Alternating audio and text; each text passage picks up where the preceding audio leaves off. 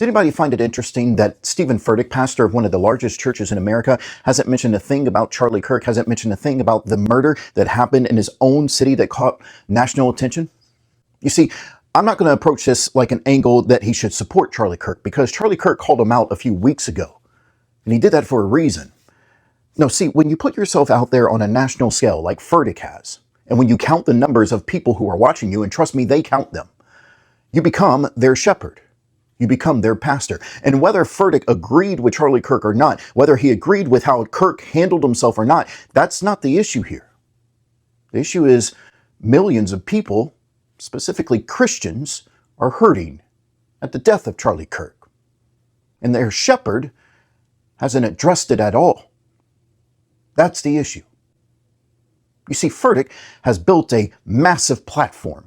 Furtick has become one of America's most recognizable pastors, especially to the younger generation, because their music is powerful, his messages are powerful, and therefore he has become their guide, their shepherd.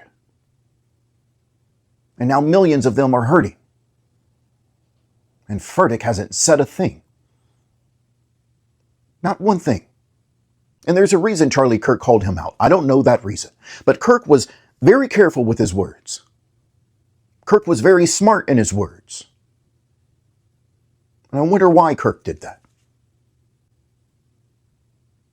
There's a lot of accusations out there about Stephen Furtick. I'm not going to get into that. I'm going to get into it just from a biblical standpoint, that here is a pastor who counts the people who watches him every Sunday, who counts the numbers of people who watch their worship videos, who targets those people on purpose. And now during a time of need, now during a time of hurt, now during a time when they need a pastor to guide them through these turbulent times, Stephen Furtick is absent.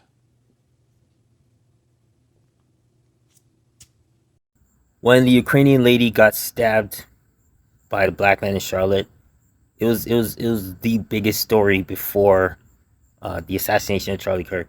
And I saw that tweet when Charlie Kirk called out Stephen Furtick.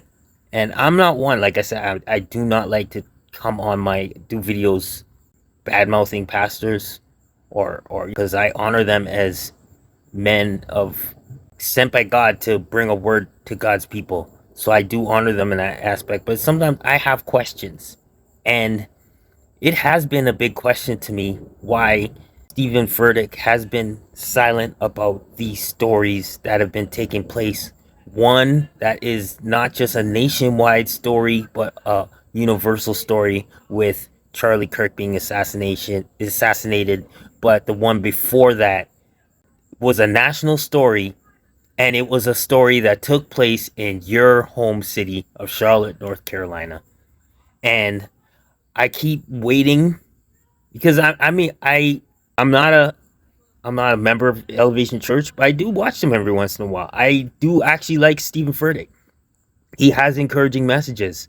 People have dogged him throughout the years, but I actually do enjoy some of his messages.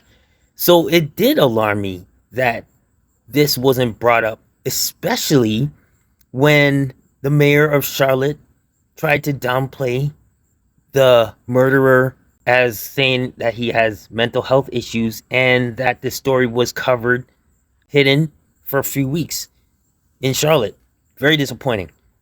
Charlie Kirk did call Stephen Furtick out about it, and he's been silent. And when you have a congregation so big that everybody knows about Charlie Kirk assassination, I mean, the first thing that happened to me, because that happened on a Wednesday. So my first thought in my head was that, on Sunday, what are certain preachers and churches going to say about this story? And you have so much people that go to Elevation Church. I'm sure every single one of them want to know what their pastor feels, how he feels about Charlie Kirk. And he said nothing. And it's been 2 Sundays now, and he said nothing. He even has a couple of his members that went to the memorial, and he said nothing. Maybe he said something in a leaders meeting at Elevation Church. Maybe he did. That was off camera. But I believe when you have so much people that attend your church, it becomes the big elephant in the room. And it's not like you have to have a whole sermon on it, but you should at least address it, incorporate it in your message somehow. It's crazy. And another reason why that, the person talking about Ronnie Harvey, one thing that he did not mention in his short was that when George Floyd was killed by the cop in 2020, Stephen Furtick had a whole message based on what happened, an entire message. So why, if you're going to address social issues in your church then, why aren't you addressing a major universal story now? What is it? We need to know. I mean, as a member, I would want to know. Because if it's about numbers, that's not a good thing to do. Because when you stay silent on something, I know people say, "Oh, silence is golden," but sometimes silence says a lot. Silence speaks volumes. And you being silent on this, you're gonna have people that are gonna either be very offended that you did not bring up such an important topic. So what is it? Are you not mentioning stuff because Charlotte is a city that's very mixed in terms of political? You have it really is a blue and a red city. You have a lot of MAGA and you have a lot of Democrats. So what is it? Are you afraid to say that if you were on, if are you afraid to say that if Charlie Kirk was not racist, you're gonna lose some of your members, or the other way around? If you do believe that Charlie Kirk didn't stand up for Christianity, are you afraid you're gonna lose some members? We want to know what Stephen Furtick is thinking. And I said it doesn't have to be a whole sermon. It could be 2 minutes. It could be whatever. But I think it would be not just nice, but I think your members and the people that follow you online need to know how their pastor feels about what's been taking place in the last few weeks. Not just on Charlie Kirk, but what even with the Ukrainian lady getting stabbed in your own city. What are your thoughts about it? Let your people know. Anyway, I want to know your thoughts. Should Stephen Furtick speak up about this issue? Or should he just move on and act like it didn't exist?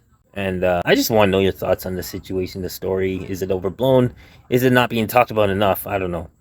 But share and subscribe to Born with Purpose. And until the next video, I'll talk to y'all later. All right, God bless.